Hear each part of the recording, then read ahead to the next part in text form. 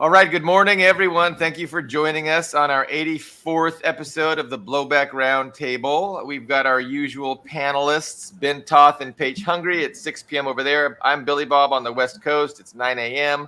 Got Ian Kummer from a suburb in Moscow. It is 8 p.m. Moscow time. Is that right, Ian?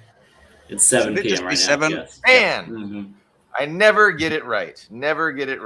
Greg, if it's 9 for me, I think it's 11 for you in Chicago, and Right. Noon Eastern time for Carlo in Washington, D.C. So, Hello. yeah, thanks for... Hello Go to ahead. the early birds. Dustin and Yasha are already with us. We already have some commenters. We titled our episode Scott Ritter Grounded ? He definitely is grounded. For how long, we're not sure. But that was kind of the big breaking news yesterday, and we wanted to open up kind of with a discussion about that. In the description of our episode, I put a link to a long interview Scott did last night about the circumstances and situation that happened. So you guys can check that too. But we were just going to discuss it. My perspective is, who can be surprised? And of course, Scott Ritter wasn't too surprised, but we're really not the land of freedom that we pretend to be. And there's just so much hypocrisy about, us praising ourselves for being a democracy, the shining city on a hill, et cetera, et cetera. And, when their core interests are under threat, they reveal what's really important to them. So, Julian Assange has been, getting tortured in a Belmarsh prison, and Scott Ritter had his passport confiscated. And these people aren't criminals; they're just threatening to the core interests of the ruling establishment. And so, it's just, to me, it's a mask-off moment where we get a glimpse of the reality that exists underneath the facade of democracy and respect for human rights and the rule of law. None of that shit matters. None of that makes any sense. But that's my soapboxing, my ranting on the topic. Who would like the spotlight? Ben, I see you shaking. Well, I just want to get into the details of this because it does look like the rule of law, starting with Trump, as you know, is just gone down the window. When did we first hear the word lawfare? The law used against people. It wasn't like the last couple of years. And it's there. And I just wanted the circumstances of this. This is a guy.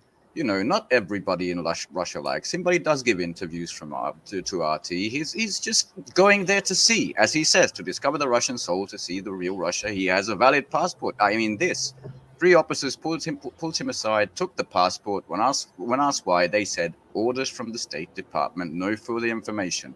Escorted him right out of the airport, and there you go, passportless, grounded. And I thought, wasn't this a crime? Doesn't there need to be a justification? Europe is now talking about censoring or banning Telegram. You guys are doing the TikTok thing, while both of the presidential candidates, one might be in jail, are on TikTok now, I think. Both the Biden team and Trump. It's just... I don't know where the fuck this avalanche stops. I get an idea of where it's coming from. But yeah, it shocked me when I saw this yesterday. Apparently, Judge Napolitano also didn't make it. He was going to the same destination, a second set of circumstances, which we are not very clear on. But yeah, this was Turkish Airlines going to Istanbul and from there to St. Petersburg. And you guys were saying, I didn't know, but Larry Johnson actually made it to St. Petersburg, I guess. So it's interesting. Napolitano was going to go. Ritter was going to go. Larry Johnson apparently was going to go. And two of the three didn't make it. Very, very interesting. Just to see what's going on. At what they call the Davos of the East, I think the most important economic conference of the world. Just to see what's going on is a crime. Right. Go ahead. I'm sorry. Go ahead, Ben. Finish. I just wanted to say that the first casualty of this in February 2022 was RT Sputnik, close off the communication lines, no news allowed from Russia. I still have to go through clones to get this news and VPNs, but now it's no physical contact whatsoever. I don't get it. But go ahead, you had a thought. No, well, I wanted to just say it's been going on for a very long time. it used to be targeting communists. Look what they did. They did the same thing to Paul Robeson back in the day, and many other people. And it oddly enough, it smacks of McCarthyism in a lot of ways. It's a way of shutting people up, and who are starting to have some sort of influence. It's interesting because if you want to know what goes on in Trump's mind, just learn something about his mentor Roy Cohn, who was McCarthy's right hand man in the witch trials of the 50s with against communists, of which several of us on this panel uh, claim affiliation with. So it's got a long historical precedent. Yeah, I mean, this is the new House on Un-American Activities. Was that what? Yes, What it House was on called? Un-American Activities in the 1950s. Yeah, Yeah, it, where they it went does look after like.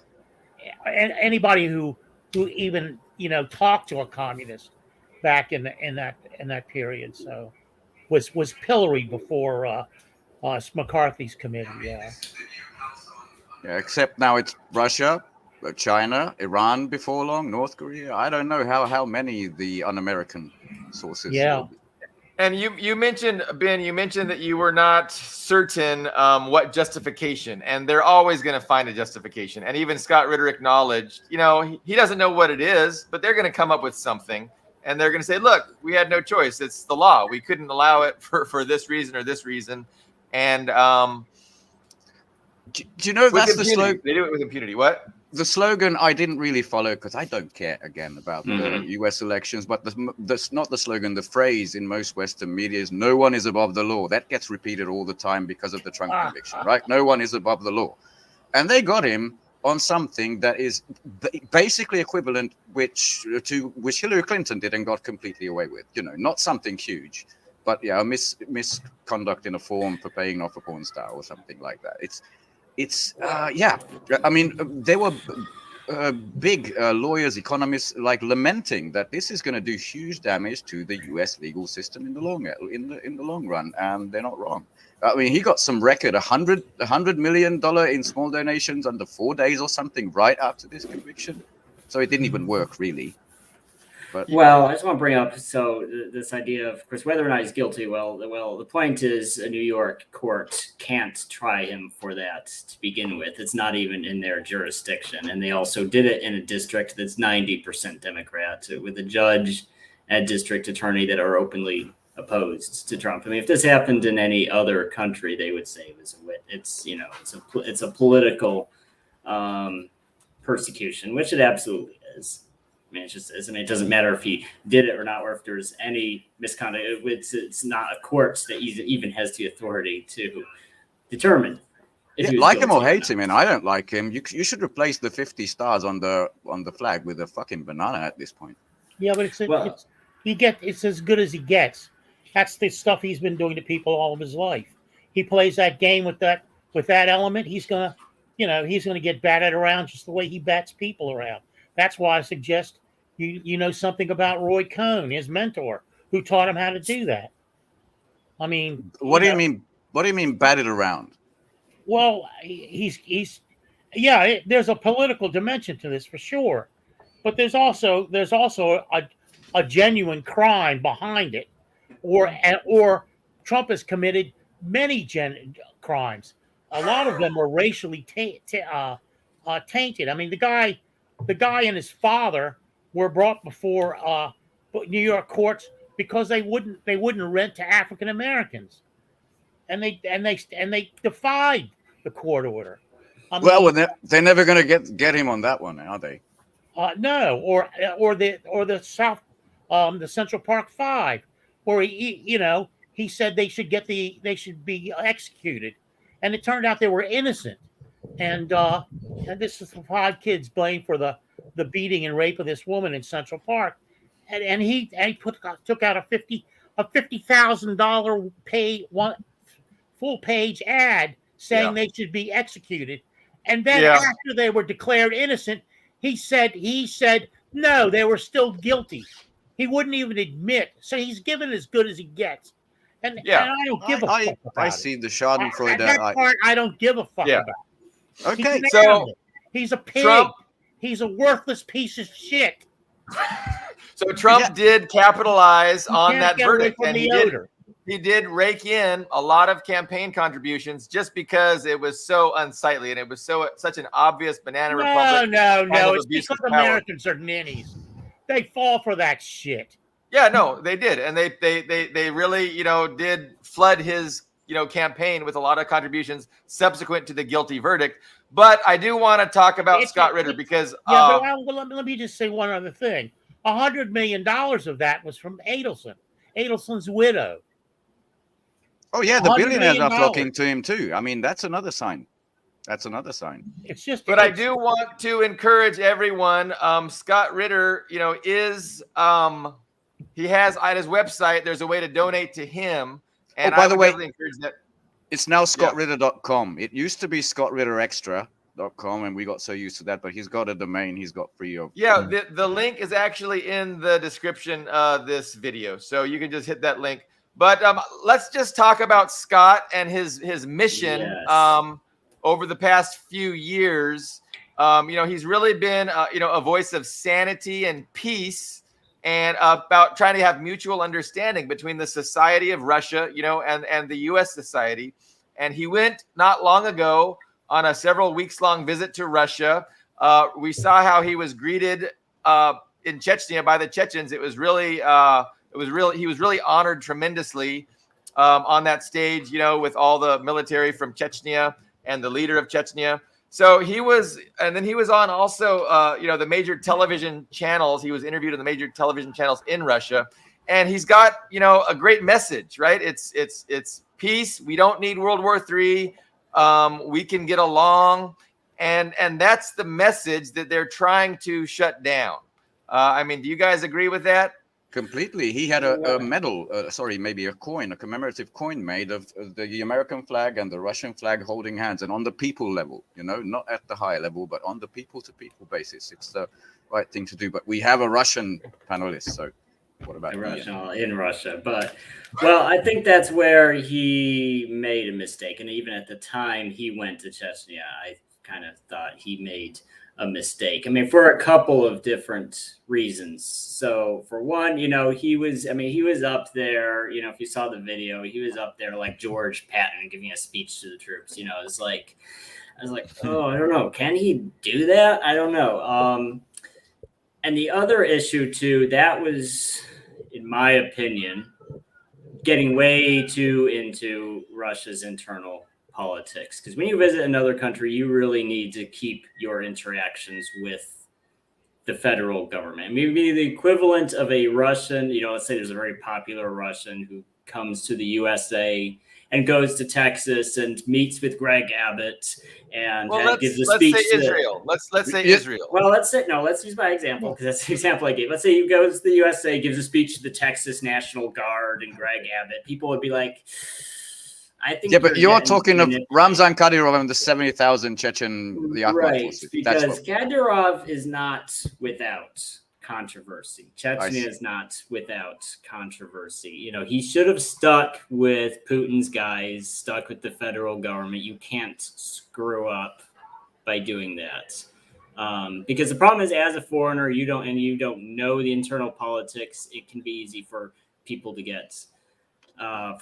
manipulate you. So it's best to just stick with the top of the pyramid and not try to mess around with the internal factions, because there are factions. And on the legal side, on the U.S. side, is like, I felt like that was a bridge too far. Do you know? I agree with that. Now that you said it, is that a problem in Russia or in the U.S.? Well, both, because by making that speech with Kadyrov, we don't know I think he stepped on some toes in Russia, which is important because if you're a boat without a rudder from the USA and the USA kicks you out, and Russia is kind of like, well, you stepped on their toes, so we really don't care what happens to you. That leaves you in trouble. It leaves you as a stateless person. You do not, in today's world, you do not want to be a stateless person. But I'm sorry, Carlo, go ahead. And there's a guy on that talks on his podcast, sends in a message on his podcast that he and Jeff Norman call. I don't know, they have a word for him, but he's always trying to trip them up. And he mentioned the Logan Act, and I think if they're going to codify what got as an excuse that what got Ritter into trouble, it's going to be through the Logan Act. That is, you're not allowed to discuss foreign policy issues or to make foreign policy or to make us promises outside of the official structure of the State Department. So I think if there's anything they're gonna slap on them, it's gonna be that, and that's serious. And, Yeah, and they're vile people. They might go after them in a pretty heinous way. The State I mean, Department. they don't need any actual laws. I mean, this idea that there's a set of rules and nope, Scott violated the rules, so he's open target now because that's not really how it exists. There's no such thing as rules. I mean, look at Assange. I mean, that's not how the West behaves. So, I mean, if they want to take him out, they're going to take him out. And I don't know about the Logan Act. I mean, he's a private citizen. We're supposed to have freedoms, supposed to, right? So I don't know. And the content of his speech with Kadyrov, like, did he say anything? Like, was he endorsing Kadyrov? Like, to me, the content of what he said is important. I don't blame Scott for using every platform he has available to say what he has to say about, good relations between peaceful relations between the Russian people and the American people. Like, I support that message. And I agree. He ought to go on every platform he can possibly go on and proclaim that message. He comes on our platform and does that, and I appreciate it. I don't think it was wrong for him to go and do that with Kadyrov. He did, again, he's not endorsing Kadyrov. He didn't say anything controversial. It's about peace and coexistence and understanding between two peoples. So I don't know. I kind of push back against he shouldn't have done that. Like, I don't agree with that. Yeah, I agree. He went to a Muslim majority, the Chechen Republic, and basically said, look, how the Russians can get along, because there's Pravoslav Orthodox people, there's Chechens here, there's atheists, there's a lot of Buddhists. I mean, all of that going on. But based on this, I think, Russian comment, I have to say, just after that speech, I did see a lot of commentary, Twitter, Telegram channels who were upset with Scott. And without knowing him, obviously, they thought, another American meddling.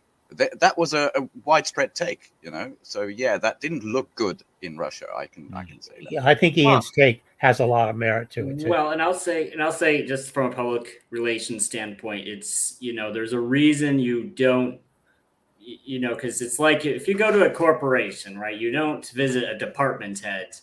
And, as a foreigner, you don't go in to visit a department head. You go to the top, you go to the CEO, you let him pick who you talk to. So that's kind of in general principle, it's a no to jump into the hierarchy like he did. So,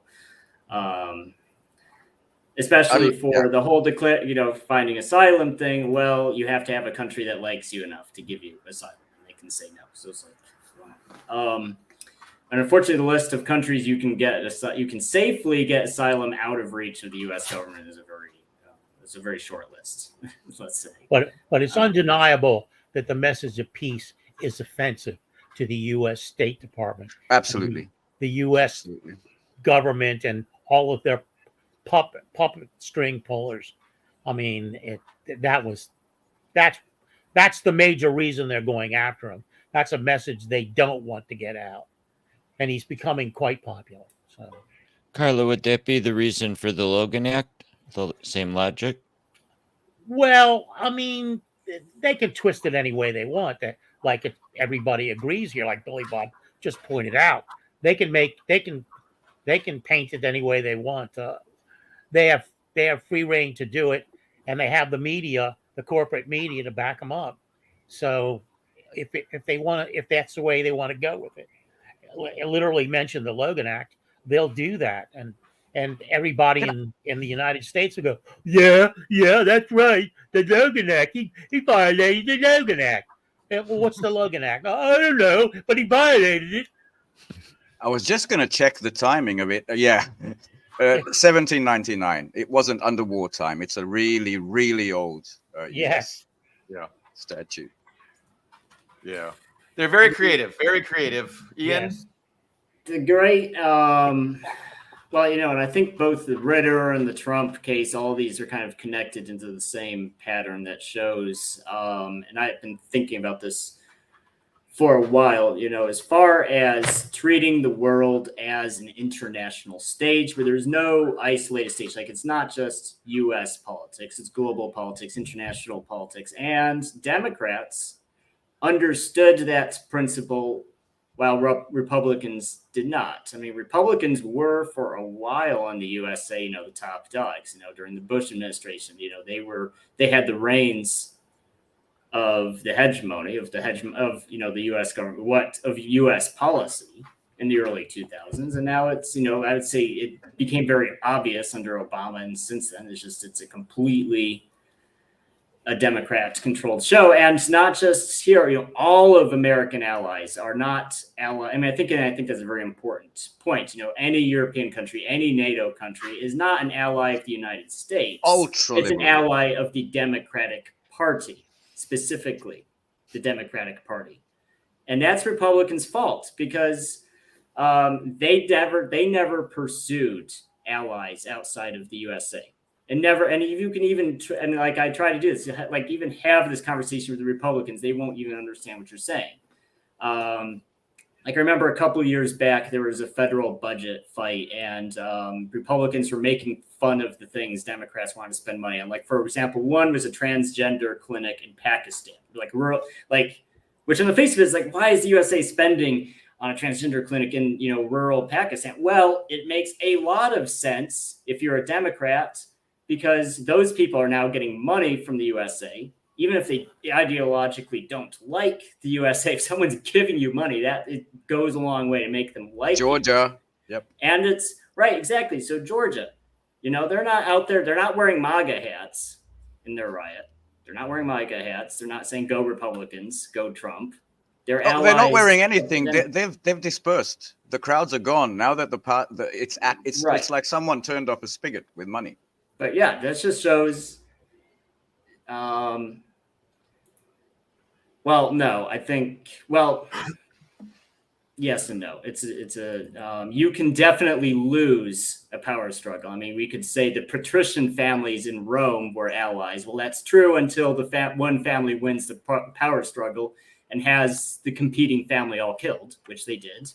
Yeah, you know, I was going to make a similar point that there's definitely divisions within the ruling class. There's factions that have different ideas about how they want to govern and different ideas about what's in the best interest of, you know, their class.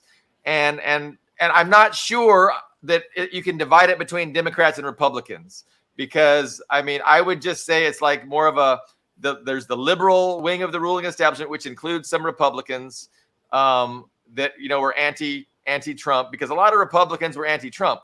And then you have a minority faction that is kind of on the Trump side. And you know, it's very complicated. But I think one of the main ways to see that disagreement is, you know, the MAGA putting America first and treating everybody like a competitor or a rival, and seeing the world like that. Or there's the liberal establishment that works with the transatlantic alliance, Western Europe, Japan, South Korea, a united front against these bad countries. Whereas, you know, MAGA is kind of like, hey, we're America.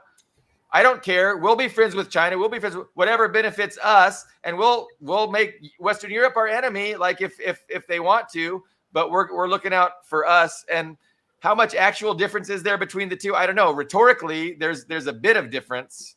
In actual practice, I'm not sure. But I don't know. That's one of the ways that I can kind of conceive of the divisions within the ruling establishment. Let me underline. I don't think it's neatly Republican Democrat. I don't think it's that neat. Yeah. I mean, definitely the duopoly that Gus describes, many people are blinded and think it's just one uniform blob, and it isn't. There are actual battles going on. I mean, put it this way. The neocons, the post-Trotskyites, you know, Bolton, these absolute insane lunatics who want war everywhere, they have this veneer of, we'll just concoct something afterwards, but they believe in raw power, right? the liberal side, they want to put this beautiful spin on things. They're the human rights, the democracy defenders, and that's going to be the universal Rainbow message. bombs. Rainbow bombs. Yeah. They, neocons, they only differ on, what's the priority, but they want to bomb Iran, bomb China, bomb Russia, and bomb Palestine. That's it. They just differ on who's going to go first. But the liberals are seeing shit. The economy, the fucking, sky high borrowing is going to hurt us in the long run. The Silicon Valley billionaires, the ultra-rich families on the Eastern Seaboard, they think in the long term, and they let's play these people, these countries against each other and those against each other, and we'll always do it in a proxy way. We're always going to call it, in the name of right to prevent and human rights. And these are struggling of who gets to govern now that you're in a free fucking aspect, a free front war against the global majority. And I think their job is not easy. They have a very these things matter. job. And as much as you like to have Dustin Carlo, and as I do too, have a little bit of Schadenfreude when Trump gets a bit of the shaft that he fucking well deserves. I mean, we could contrast him with Biden, and I see him as an unmitigated catastrophe. 4 more years of which the U.S. won't survive. I am getting to that point now. If you want to contrast apples with apples.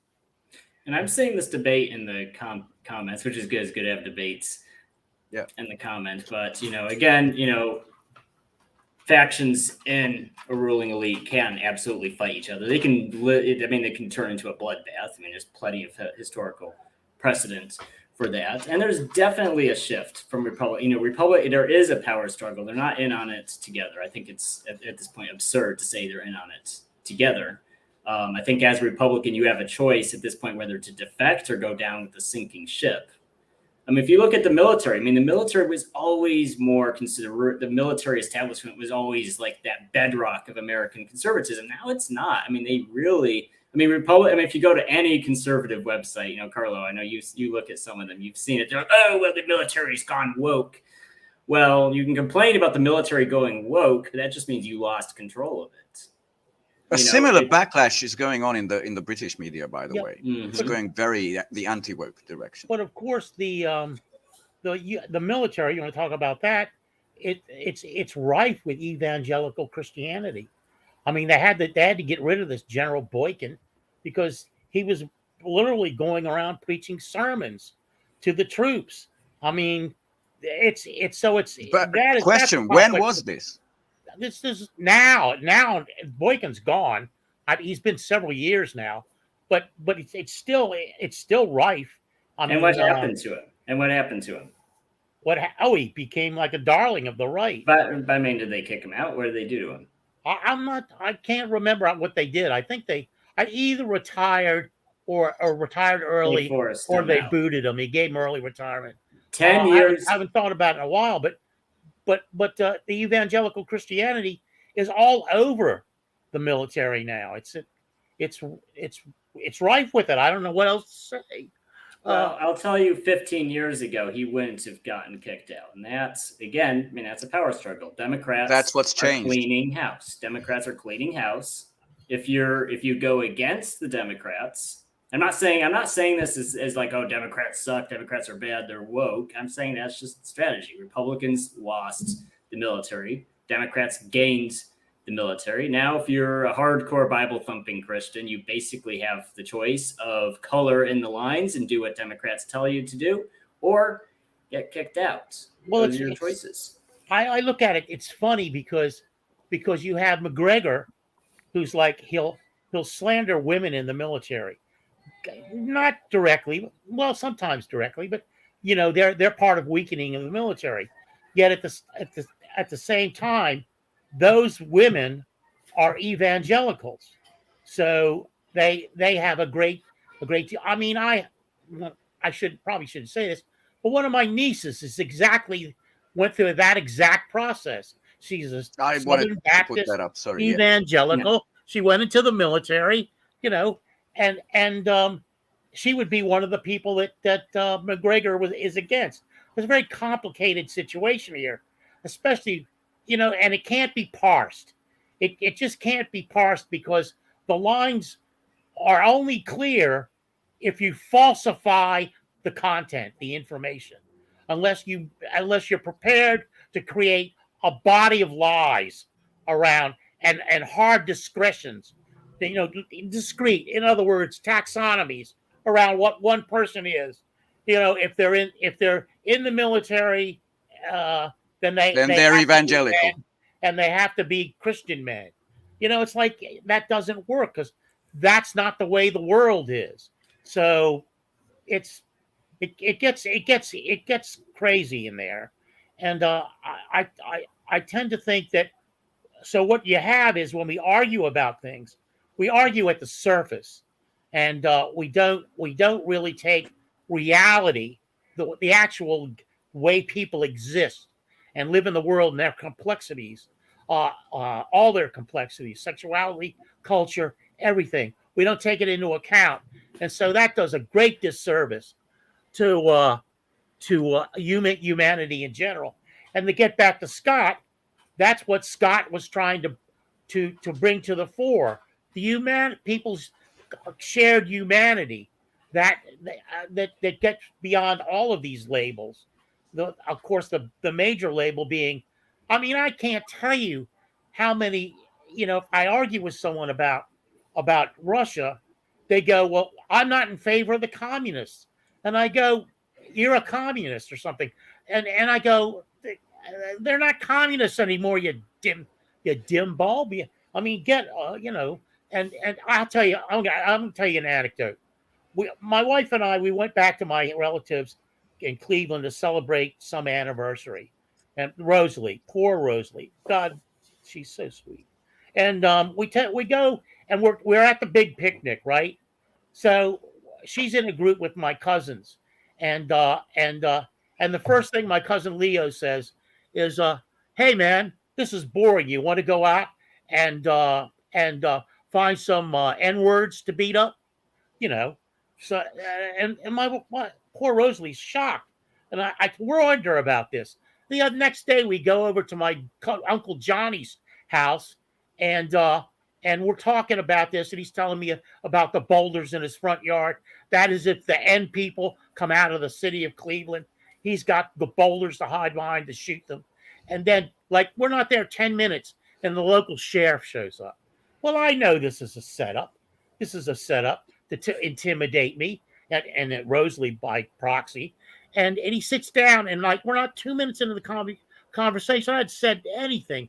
And he looks at me and he goes, "Are you a communist?" And it's just bullshit. These people they're just crude and uninformed and ignorant. So when I use the word ninnies, I don't use it lightly. But Scott is trying to break through all of these barriers, and it's extraordinarily difficult. So the fact that he's fighting it at the level he's fighting it at, and believe me, the State Department is full of ninnies. It's noble, but they're gonna try to take him down because they love that ninnyhood. They love the stupidity among people, and so do the Republicans. I mean, that's their whole message, is to throw out stupid arguments, to crudely borrow from the old left those techniques that the old left used to use. It's almost a hopeless task when it comes down to the individuals. And that's why I admire Billy Bob so much, because he keeps the optimism up. He has the optimism that even though Trump, when he did that recent advertisement where he named all the people he wanted to kill or throw into FEMA camps or throw out of the country, right in the middle were the communists. And I know Billy Bob thinks he can overcome that. I admire that kind of optimism. Even if they want to hang you, you can convince them that your position has merit. At least you can include yourself with the kind of other people that Trump is trying Hey, if they try and hang me, I'm going to denounce everyone. I'm giving them everybody's phone number, everybody's address. No, I'm just kidding. You're going to dox us all. I don't think. I mean, I personally don't see that as an actual concern. He I thinks know Kamala there's- Harris is a communist. That's Yeah, what he that's thinks the when he thing. says So- these That's things. right. Well, but So- you know, I doubt they're going to round up all the Democrats, but so I'm probably safe too. it's because communists don't have any prominence in this country. But if So you I'm bringing had up- something, you know, they could get something So- from me, even good PR, they do it. Go ahead. I'm sorry, Ian. Go ahead. Yeah, no, you're good. So I'll bring up, and this is tied to the Scott Ritter thing, but Patrick's comment here. I mean, he's right. I mean, so this transition's happening for a while. Like I remember what he's talking about. It's been obvious for a while. Back in the 2016 election, they polled. It was very consistently enlisted, blue collar, military people tended, like 2/3 went towards Trump, and 2/3 of the officers went towards Hillary Clinton. So now they just have all of it. And I think when it comes to Scott Ritter and, people who reach out to Russia, it's good. But the problem is there's a reason I'm in Russia, not the USA. I kind of saw which way the wind was blowing. It's at this point, it's not even just, what's right or not. It's just self-preservation. And I think over like the past 2 or 3 days, I've had several arguments with Republicans and conservatives on social media, like on Quora, on Facebook. I'm like, I just straight up tell them, it's self-preservation. I mean, look at your opposition. They are out for blood. They are out for blood. Literally, they want to kill you.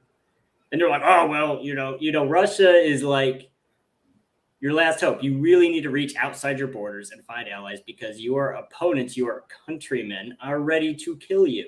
And they're just like, well, Russia is bad. They're communists, like Carlo is saying, So they will go to the grave. They'll be on the firing line in front of the firing squad, and they'll still be like, well, at least I'm not a dirty communist, So I don't know what to do with these people, I think it's just their own stupidity that's going to be to blame for what happens. So I mean, you're saying like cultural conservatives aren't safe with the woke mob? And I've noticed this too, because I feel like I have this argument more with leftists than I do with right-wing people. I'll have left-wing people come to me and say, oh, well, the elites only care about money. It's like, that's not true. And there's no basis for it. It doesn't matter if you're rich or poor. You can have an ideology that you hold dear to you. I mean, you can be a hardcore German Nazi. You can be a hardcore, whatever your ideology is. And you can be ready to die for it. You can be ready to kill for it. So yeah, I think there's going to be this cleaning house is going to continue. And I don't sympathize with conservatism. I mean, if you look at like the don't ask, don't tell era, if you look at or McCarthyism, I mean, Republicans were themselves out for blood when they were in control, but now it's the reverse, and the opposition is out for blood. And the problem is when a culture has more extreme problems, the solutions are also extreme. So, I don't buy this attitude that they're lovey-dovey towards it's all controlled opposition. I think there's going to be blood before it's over. I'm sorry, go ahead. Ben, go ahead. No, I'd like to underline your point because usually Europe lags behind, especially the Democrats. This is ultra-liberal Western Europe we're talking about. And this time it looks like they're ahead. There is an absolute purge of voices. The Fico was one thing, shooting Fico, but people, they find associations with Russian outlets. They find people who wanted to commit whatever based on Russian disinformation. I mean, there's an actual witch hunt for anybody that doesn't toe the Brussels line, which is the Washington line. And it really is getting serious, not just in Georgia, also in Hungary, in Slovakia, these places. Yeah, we're ahead of this. I definitely see this purge that you're talking about. I saw an interesting meme, and it was talking about how Burger King and Popeyes are having this insane war over the chicken sandwich, right? A big chicken sandwich war between Popeyes and Burger King, but they're both owned by the same corporation. And the idea was that this is a perfect analogy of our political system because there is a dividing line. There are Democrats, there are Republicans. These two people, they exist, and they definitely are in competition to control the levers of power. But I think that, so what? I mean, it doesn't matter. Like they're both owned by the same people. And so I think that the culture war that divides, that is the big dividing line between blue and red, Democrat, Republican, is kind of contrived by the uniparty, and it exists to divide the people and keep the people divided from themselves, and that's the whole point of it. And so I mean, so it's almost as if, I want to say that, we can come together despite our cultural differences, and we can fight for a representative government that is actually interested in furthering the interests of the vast majority, both conservative and liberals, and that we shouldn't allow these cultural differences to divide us. Whereas, Ian, you're kind of coming from the place that's saying, these are huge issues, and I'm divided because you're really buying into it. And I mean, that's a legitimate perspective. It's an interesting perspective. Well, I don't disagree with what you're saying, that you need to find even people you disagree with, but you have mutually aligned goals. You should overcome those, because those cultural. Yeah, I think you're right. Those cultural differences. We turning everybody into single issue voters. So like, well, that guy doesn't like guns, so I'm just going to tell him to F off and everything else. Or that guy is pro-abortion and I don't like abortion, so I'm just going to hate him. That does help, using those issues, those polarizing issues, to turn people on each other. I think that's absolutely true. But at the same time, I'm not saying they're not important, or that there's not serious repercussions from being the losing side of one of those power struggles either. I think, well, historically, they're wedge ahead. issues that, they're only supposed to divide the voters, but not have real life impact. I think Trump broke the long-standing agreement with the abortion, and that but has made what?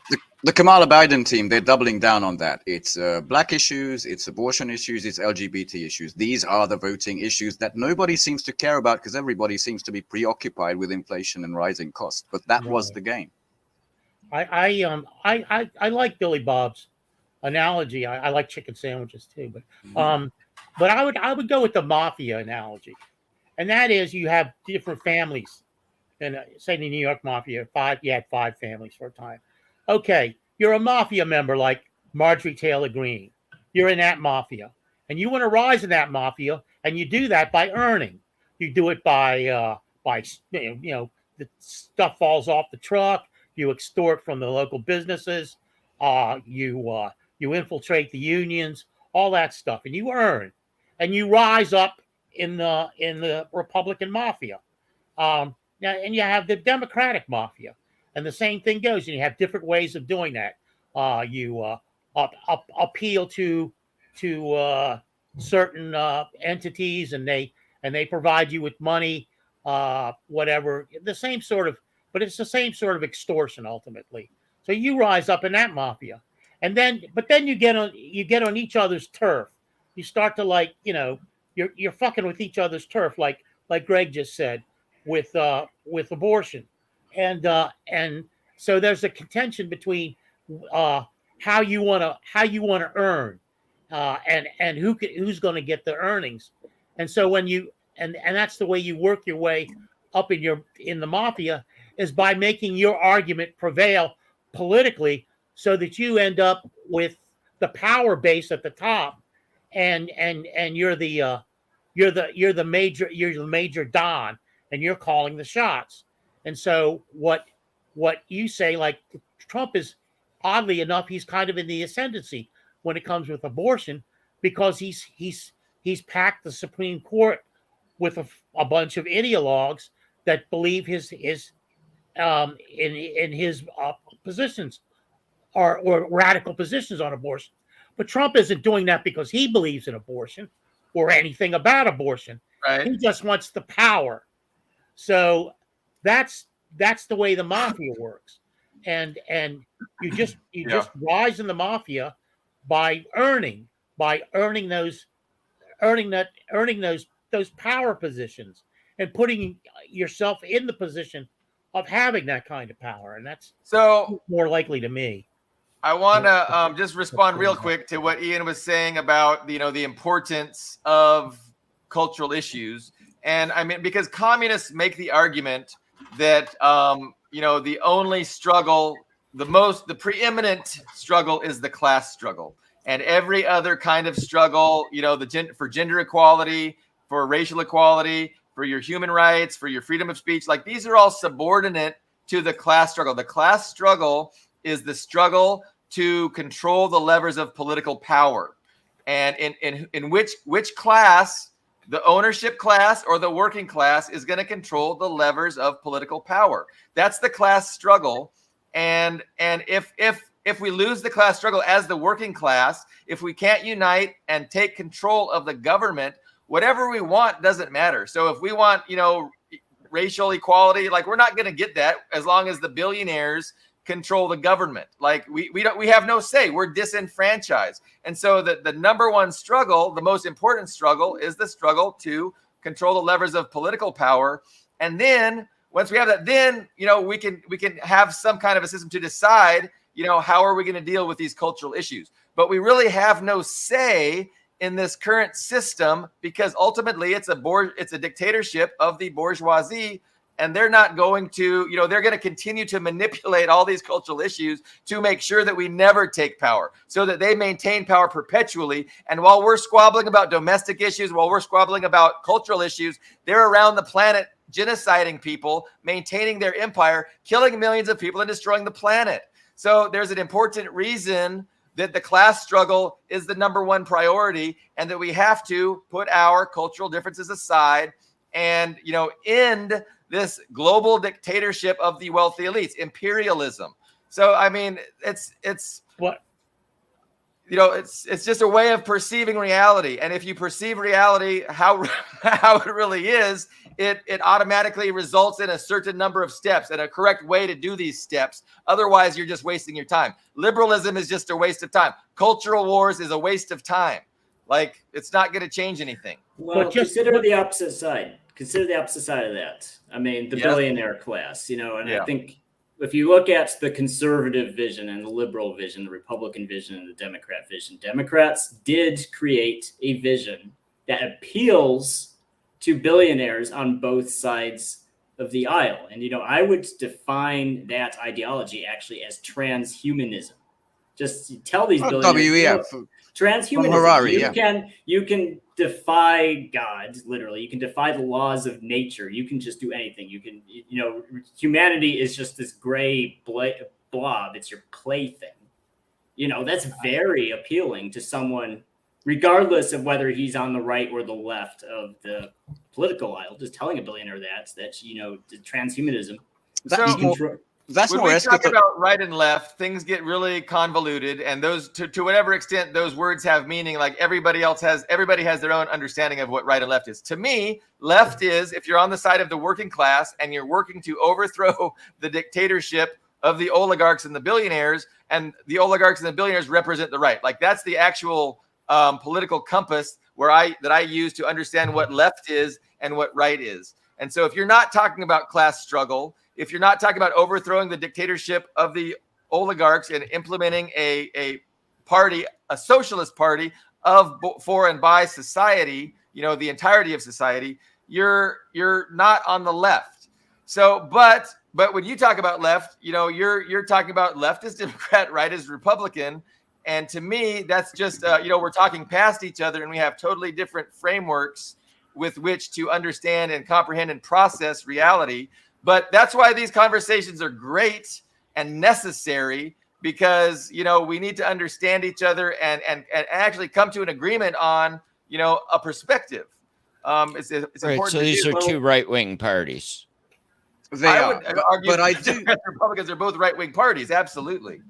Yeah. And it's really just one party. It's the party of the billionaires, and they divide themselves in two wings, the liberals and the fascists, or the sub-fascists and the uber-fascists. But let me just reacting to each other. Go ahead, Carlo. No, you go ahead. You go ahead. I've been monopolizing. I don't know if this is helpful or not, but basically, if we're talking about, you talked about transhumanism, which is Yuval Noah Harari, the WF crowd, those people, young leaders of the world, Klaus Schwab, all that. I see it more as the liberal hegemony has an economic dimension, and then there's the projected PR. Okay, the economic dimension is Francis Fukuyama, end of history. Which is neoliberalism everywhere. The markets will decide, everything will be privately owned by us, by our class, as in the industrialists, the entrepreneurial, the billionaires, and there is nothing that can challenge us anymore. That's the economic aspect of it. The PR that goes down, trickles down to the people is you can be Taylor Swift, and you can be Michael Jordan, and you can be a millionaire, a billionaire. Hey, Oprah, hopium. Just wish. A car for you. A car for you. Was it car? Yeah, you get a Yeah. car. You get a car. Yeah, exactly. I think that they're different, and I think when you look at the amalgam, as in one is reacting to the other. Fascism is basically when the whole thing is in crisis. If we're in these soapbox kind of wild metaphors, then I would add, Carlo did the cool sort of mobster version. I'd say there's a pyramid scheme going on here, and once the thing dries up, the actual source of wealth dries up, then everybody's going to be. It's a terrifying future that's coming. And now that there's this mass repatriation of gold, and the U.S. with its they-them army, which is shrinking, is always a recruitment crisis, is involved in a three-front war that just a week ago they seem to want to escalate everywhere. There seems to be a crisis there too. So if you're okay with that, I'd like to just quickly bring 3 pieces of info that I learned this morning, just into the conversation, and you can react to it. The first one was this big Time magazine interview with Joe Biden. This is the full transcript, but I think it was sorry, that's another article. Where he backtracked on Blinken, who looks like an undertaker, and that Norwegian piece of wood, Stoltenberg's big promises. Of course, you're going to get into NATO, Ukraine. Of course, you're going to NATO. And no, we have a relationship with them like we have with other countries, where we supply weapons so they can defend themselves in the future. But no, I'm not for the NATOization of Ukraine. Very interesting backtrack there. This came out in the British press as an exclusive backtrack. Then there was this second article that I want to show you, which was New York Times about his advisors, basically talking about the 2 most difficult, what's the wording? America's most difficult allies, which are Israel and Ukraine. And in this, they are worried at this point that Ukraine has nothing left to lose from escalating with Russia, whereas Biden still has plenty to lose, and he's worried about, nuclear counterstrikes, all that. This looks like, Elbridge Colby did that huge Financial Times article maybe 2 weeks ago. He said, we're overstretched, guys. We just don't have the resources to go everywhere. At the same time, Biden confirmed that if there's any military action on Taiwan, the U.S. military will be deployed. But these, for the first fucking time, seem like, holy shit, we're not that okay. Whereas this is what the European NATO puppets are occupied with, which is how the US meat, if we run out of all other meat, Polish, Ukrainian, could swiftly enter the war if there's a war in Europe. This is what they're hoping. I really think because US of troops, I like that, US troops. I wonder how many US troops are anxious to go fight on the Eastern Front against Russia. Ask yourselves, ask your children, because NATO land corridors could rush U.S. troops to the front line. Came out in the Telegraph this morning. Not any other troops, not NATO troops, U.S. troops. So they desperately still want to be under this umbrella. To me, I hope it's a turning point, because it looked very, very dangerous just a week ago. But economically, with your enormous money printing and like 100 billion going up 3 trillion every 100 days, something like that. 1 trillion every 100 days, yes. Thank you. Dmitry Orlov, who one of the well-read commenters mentioned, he said the only way to reset this, to get this thing to zero, the American debt, is a hard war. And there seems to be a split on what we can do, what we can't do. Will this end the world? Well, I'll just leave you with that, because there seem to be different voices going on here. Carlo, that would be a great question to put out to people watching. And we talked about doing a poll. Do you think U.S. troops would be willing to fight a war in Europe against Russia. I mean, or something worded like that.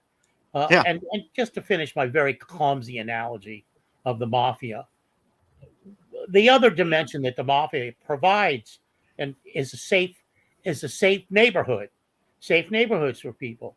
So where people feel most comfortable, for example, what Billy Bob talks about, ideologically, culturally, domestic culturally, is where they're going to land, what mafia they're going to want to have supporting them, dominating their neighborhood. So they want this. They bring it on because it gives them a kind of cultural and economic peace of mind to have these people in power. Maybe not economically so much. Oh yeah, I was going to say culturally, economic is the questionable Yeah. word there. Culturally and politically, peace of mind. So that's just what I want to finish up. But that's a great question. Would American troops? What do you guys think? Would they be willing to go, or would they defy their masters? Well, I want to bring up this last comment we have here. It's actually, well, Claudia, it is a quote unquote an all volunteer force. However, in the event of a major conventional war, there would be a draft. There would have to be a draft because you would actually have to start a draft right at the beginning of the war before anything even happens, because you need backfills. And, the Pentagon itself estimates there would be, a war with a peer nation like Russia would, even if it didn't go nuclear, would be 3,000 to 3,500 a day. You have to have conscription. And the question is, so it's not even are American troops willing to fight, are just American citizens in general willing to be drafted and sent to fight, Russia in Ukraine or Eastern Europe or China in the Pacific, Indo-Pacific. That's the real question. I think right now the answer is no. There's not even enough people eligible for military service. And out of those people who are eligible, how many would actually accept conscription? I think every president still remembers the 60s, because there's a political price for mass mobilization, There's a big backlash. Took how long? Took years before it was a problem. It took body bags coming going home. just fine. They would much rather fight a is war by bipartisan. proxy than use U.S. citizens, and they're good at it. So they want to use Japan, they want to use South Korea, they want to use the Philippines, and continue to fight by proxy is what their hope is. Who are all but willing, which always shocks me. Did you see I think last time we had the Western Texas hat on the head of Lai Ching-te, the new Taiwanese president. Fucking hell. They seem to be willing to be the next Ukraine. And Zelensky seems to be threatening with them, with that fate, basically. Did you see that? Do you want to see that? Yeah. See what? I didn't quite catch what you were saying.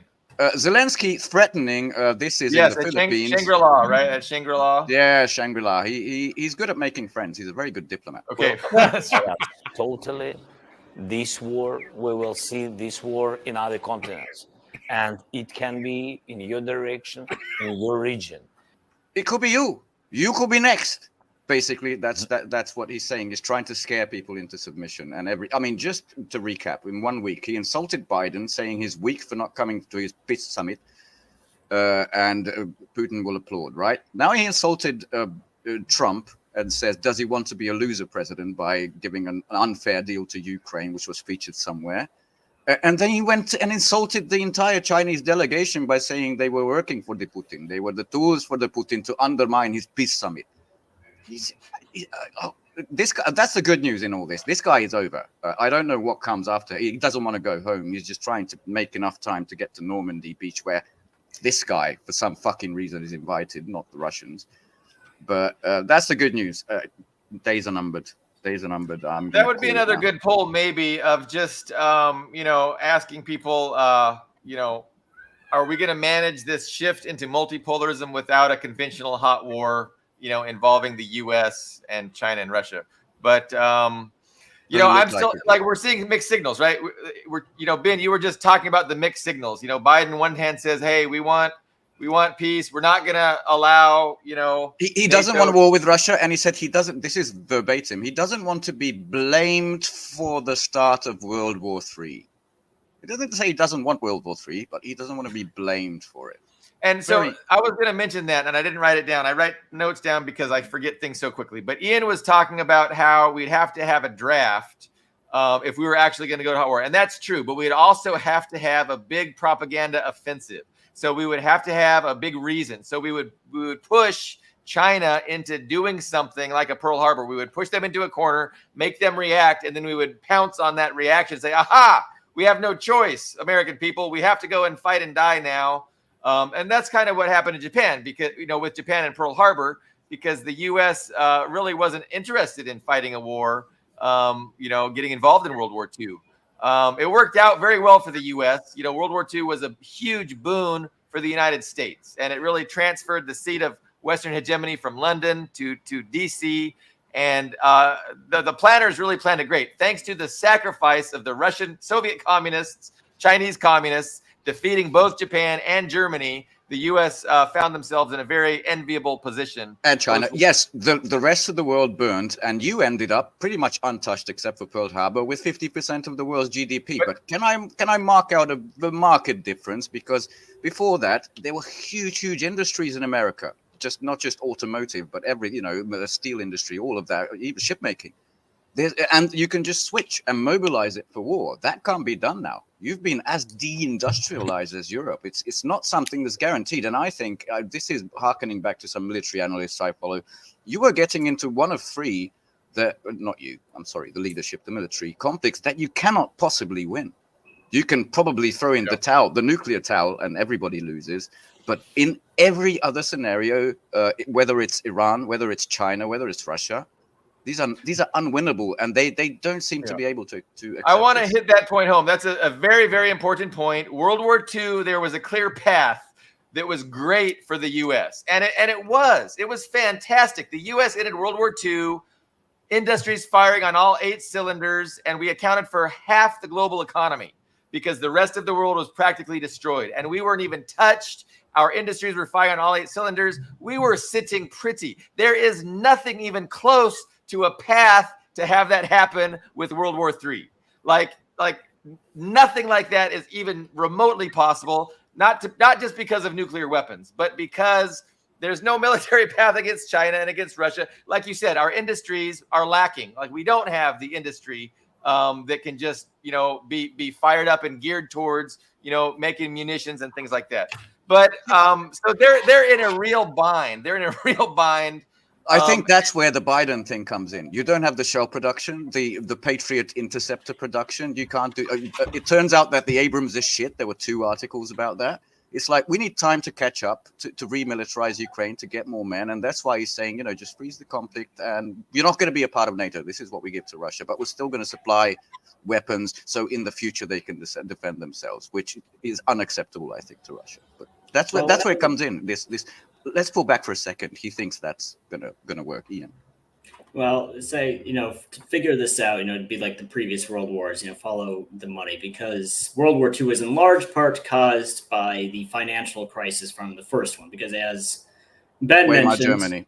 Because as Ben mentioned, the U.S. is geographically isolated from Europe, so was untouched by World War I, and by the end of near the end of World War I, by 1917, France and the UK were in pretty massive debt to the USA, and that's in large part why the USA intervened, because if UK and France thrown in the towel, that would have caused a financial crisis. And then World War II, so after World War I, France and the British Empire's solution was, we're just going to make Germany pay for everything, charge them huge reparations, so we can take the money Germany gives us and pass it on to our creditors in the USA. Well, Germany, of course, Hitler was like, we're not going to do that anymore. We're not going to do that. And that put France and Britain in a huge panic, because they were still on the hook for that debt, whether or not Germany paid them.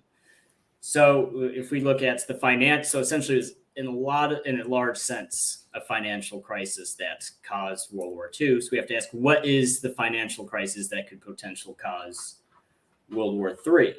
You're living in it, I'd say. Ukraine is a pretty big, in of itself, a pretty big money pit. What would Ukraine collapsing with all of its debt, with all of its foreign debt, what would that do to the European economy? I don't know. I'm not qualified. That's why they're desperate to get to the US involved, because they see the writing. I think they finally see the writing on the wall. If we lose this, we're gone. Not just from political power, but a lot of the resources, the fortune we invested in this black hole called Banderastan. Shit, we're not gonna get any receipts. We're not gonna get There's Odessa. definitely a reason, a legitimate reason why the U.S. would want to go to war. Unfortunately, there's just no pathway for victory, and that's what their problem is. That's the big constraining force. They would have gone to war a long time ago had there been a clear and obvious path, because there's definitely reasons. You know, you got to undercut China, you got to undercut Russia, you've got to, make sure that the U.S. dollar maintains its global hegemony as well.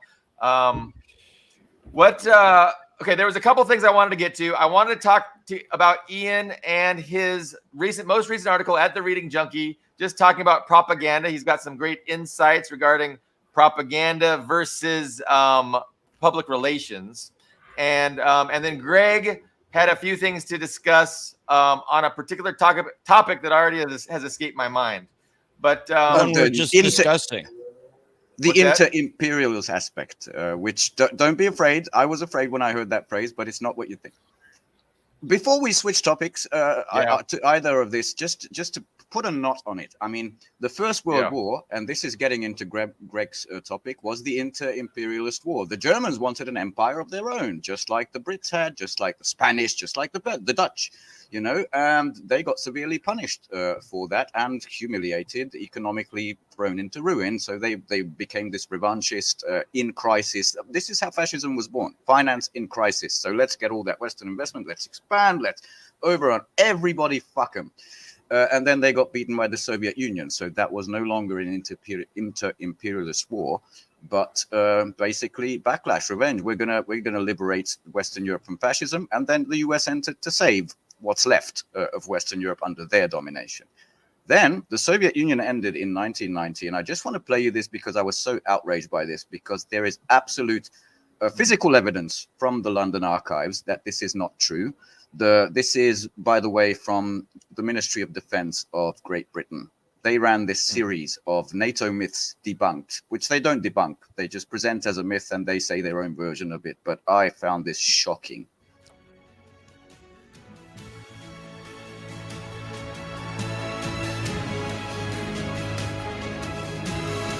See that?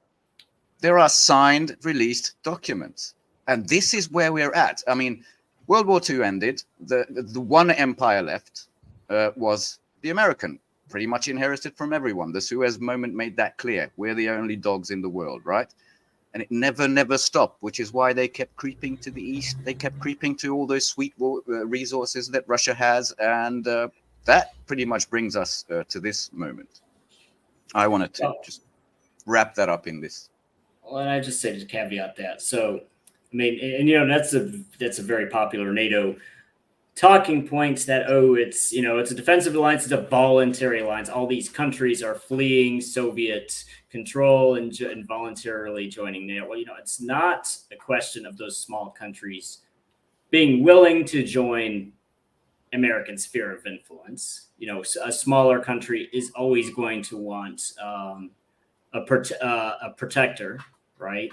Of course. And it's just a question of who is the strongest protector. In the 1990s, it was very clearly the USA. So of course, 1950s, there was also the Warsaw Pact. Yeah, completely agree. So of course, they flocked to the USA, because why wouldn't they? The issue isn't so much that Estonia wanted to be an American protectorate. The problem is that America wanted Estonia as an American protectorate. So it's not a problem that these smaller countries want to become protectorates. The issue is that the USA is setting up these protectorates in Russia's backyard. So that's one motivation. Yes. But where this video went was, I think, even further than ever before, saying an agreement did not exist. But there's verifiable evidence that existed. Just completely denying the actual history of 1949 or 8, was it? And I wish we had those documents we could show on the screen. And I'm not I'm not an expert on the topic. I know I've seen transcripts of promises made to Gorbachev. You know, Yeah, but it wasn't just I've verbal. seen That's the point.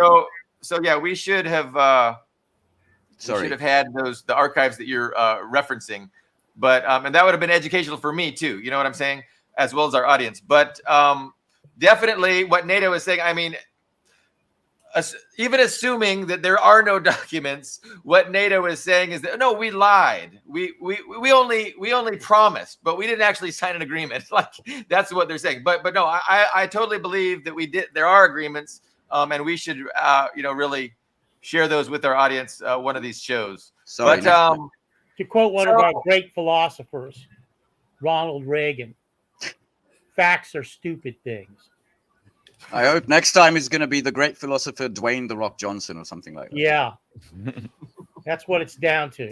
We're getting plants need electrolytes. Facts are stupid things. And Reagan said that. Well, you know, and it's very prescient because what Ben just pointed out to us is a context in which facts don't matter. Yeah, we can say that. We have an audience that's predisposed to hate Russia. Boom. Yeah. Okay, that's going to segue us into Ian's propaganda versus public relations. Just before you start, I know the Bernays history, but I think propaganda was the wartime term, right, in World War I, and it just got this new name through Bernays's work called PR and public relations. Question that I think you'll answer in length. Right. So in my article, do you want to bring it on screen? Do you have the link? I have your link. It right here. But I am not that. I'm technically challenged. I would like my tech expert spin. Just give me 2 more. Okay. Give me 2 more seconds. Yes. And I will actually deal with the Zoom issue in a second. Well, it looks pretty good the way. Oh, it's got the. So this is Eddie Bernays' brother or cousin or something to Sigmund Freud? It was a nephew of Freud. Yes, and he's considered the founder of modern public relations. And so basically, so propaganda, I mean, even before there was a word for it, it's just, everybody understood what propaganda is. It's a biased, it's advocacy for one viewpoint over another. That's really what propaganda is. And, almost everything in day-to-day life can be propaganda. So if I try to sell you my vacuum cleaner is cheaper and better than competing brands. That's propaganda. I'm selling you my vacuum cleaner. In a wartime context, my side is good, the other side is bad. That's also propaganda. So propaganda isn't good or bad. It's just, it is. It is. It's a point of view. Right. It's strengthening information. Right. So Bernays really introduced this idea of public relations where you actually, where it's more subversive. It's more subversive than at any point in human history. And so he's most famous for the tobacco companies hired him to get women to smoke, because up to that point in conservative societies, women would not smoke because it was unfeminine. Torches of freedom. Torches of freedom. He branded them as torches of freedom. He paid women celebrities to light up at a parade all at the same time, and he advertised this as torches of freedom. It was actually feminist. It was feminist. It was resisting the patriarchy for women to smoke. And what made this different from propaganda is because it wasn't an argument based on reason or logic or anything like that. Because up to that point, propaganda is, okay, here's why my side is good and your side is bad. It's pure sentimentality. It's just it's a deep emotional and psychological reaction. So, a woman who starts smoking because, it's torches of freedom, you can't reason with her. It's just what she feels. It's the ultimate. And MK, I guess, is a Spanish speaker because said propaganda is a Spanish word for advertisement. But yeah, it's literally an advertisement. And so that's where, in public relations, and also in I didn't mention it in the article, I should have, but in propaganda, there's 3 types of propaganda. There's white propaganda, which is it's very clear up front who you're representing. So if Walmart says their brand is the best, okay, this is a Walmart advertisement. I know what I'm looking at.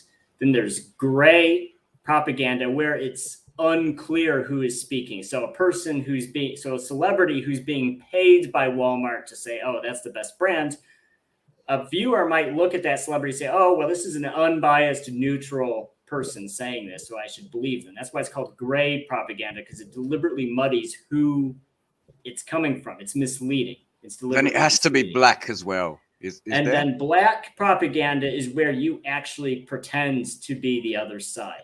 So that's where you get disinformation. That's where you get someone pretending to be Russian or pretending to be Ukrainian or pretending to be a Republican, pretending to be the other side and say, well, you know, as a gay black man, I'm voting for Trump. You know, that's an example of black propaganda. It's a false flag. You pretend to be the other side. So this transition from propaganda to public relations is where you move everything, where you don't really see white propaganda anymore. It's almost all gray. It's all shifted to gray, and even mainstream news. You know, in the old days, you could look at I think Britain was particularly famous for this. You could look at, you know, a right-wing newspaper or website like The Guardian, The Telegraph, and then look at a left-wing one like The Guardian. Which used to be The Guardian, yeah. Right. And you can be like, okay, I know these guys are a bunch of, you know, commies, or I know these guys are a bunch of freaking Tory right-winger guys. You know what you're getting. But now newspapers all say, oh, we're neutral, but they're not actually neutral. They're in someone's pocket. So that's how I would sum up the difference between propaganda and public relations. And then you Fair also and kind of talked about the insidious ability to, to create a need and a desire in people's minds, which I think is particularly, you know, subversive, right? And that's what they've gotten really good at. So they're able, through imaging and through, you know, video and, you know, their propaganda technique, their advertising techniques, to really make people unconsciously desire something and affect their behavior. And so, I mean, that's just, it just shows how propaganda has improved and developed, you know, ostensibly through using science and an understanding of how people's minds are wired. And it's you know, being used by the wealthy elites to make profit. And that's the thing. It creates behavior or a pattern of style or something that wasn't there before, like this deep-seated need that wasn't there before. Supply side economics, and so the development of public relations came hand in hand with supply side economics. So supply side is you know, this literally is just like the name suggests. This is just economics, but you can think of people who never knew where Ukraine was, and now they have the blue and yellow flag, which, you know, that's a brand new need that was created for them through public relations. But the second example, after the torches of freedom, which MK didn't quite get, I think this was interesting. We was getting basically women to the workplace to be a bit more lazy at home and do more stuff. Do you know this about? He wanted to sell these. It's cake powder. Basically, you just whip it up and put it in the thing, and it wasn't selling. So it's a quick way to make cake, right? And Bernays came up with this. All right, you have to add 1 egg to it, and therefore you feel like you did some work, and it went like 300% or something like that. He got that to sell, but he still did a change of behavior. Instead of going through the manual, you know, creating of the mix of the cake, you just use the powder and 1 egg, and you've achieved your goal. But you're still, you know. And then they have a sense of achievement, because it wasn't that I didn't make it. I actually made this one. Before I wasn't making it because I put my sweat into it. Yeah. Another good example pertaining to women in the workforce was the alliance between conservative elements of society and feminism during World War I, because there was a big problem with men, especially in Britain, where they didn't initially have a draft entering the war, and they said, oh crap, we need a draft. And of course, a lot of men, obviously, especially Irish men and Welsh men, you know, other ethnicities besides the English, were like, well, you know, why the hell should I go to France and fight Germans and die for the English king? What the hell? So they made this alliance with feminists. And so what they did, so feminists wanted more women in the workforce. So Tories, the aristocracy, made a deal with them. Okay, you know what? We will also want more women in the workforce, so men can go get drafted and go fight in France. Well, yes, we can, poster, right? Yes. Well, no, that's World War II.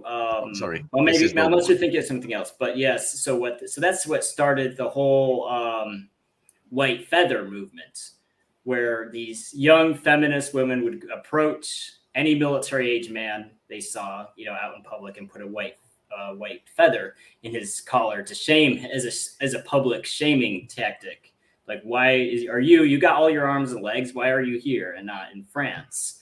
And so, yes. Under Trump, they used I actual never heard of pussy this hats. one. Yes, it's a very famous. So you should look at the alliance Oh, that's with interesting. first wave feminism and the military. Was Bernays involved in this in any way, or this is just a No, separate, I don't, separate not to my example? knowledge. But this really took off in the UK in Britain. So Cool. it's It worth did looking at the remind white me flag. of the pussy hats under Trump. I don't know why. Two totally different things, but that's an interesting fact. Greg, American suffragettes use the reasoning that if African American men can vote and women can't vote, what does that say about women? And they use that as a leverage to gain the vote. They used racism as a leverage to gain the vote. So it's there. I don't thought I'd throw that out. It seems like the leadership played the women against the black people, and in order to get them. Well, feminists have used the gay panic defense for their own purposes too, because that whole hysteria of what if a gay man hits on me? That phobia. It is a phobia. What if a gay man is nice to me in public as a straight man? So, and you'll see this in feminist memes, like imagine. Where those try to say, imagine if the way you talk to a woman, imagine if a gay man talks that way to you. It's like, well, and I really dislike it when I see feminists use that argument, because there's nothing wrong with a gay man talking to you. There isn't. And so they manipulate that phobia for their own political agenda, if I'm making sense.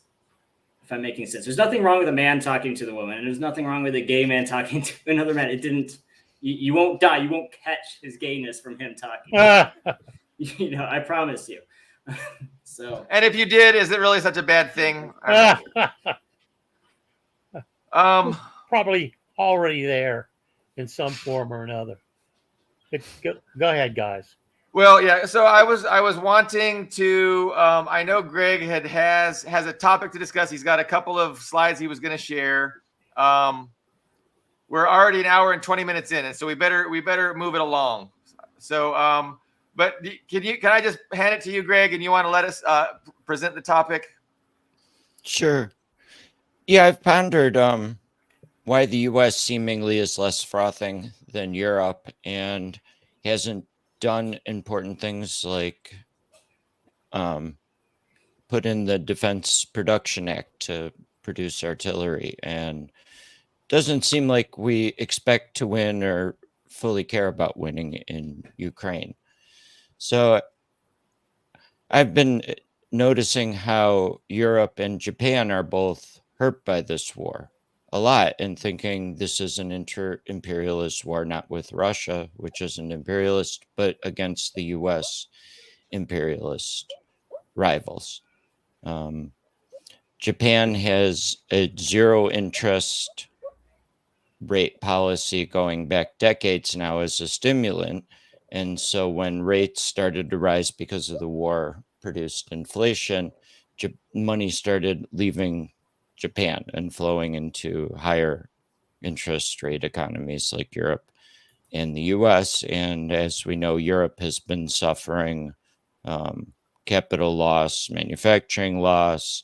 The energy problem is crushing their manufacturing, moving it to the U.S. And so U.S. has clearly gained from the LNG business and relocation of European businesses and manufacturing and capital to the U.S., as well as our currency, despite all of the excessive debt, remains really strong because of this reason. So I have a couple charts just to look at the dollar versus the yen and the euro to illustrate. Okay. Can you pull those up yourself? I think I'm going to need... I'll share them.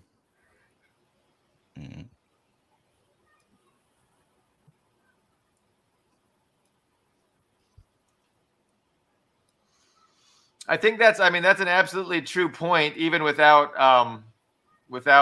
images. But yeah, I mean, the U.S. is asking its vassals to do the sacrificing, and we're the beneficiaries of that sacrifice. That's And they're absolutely willing.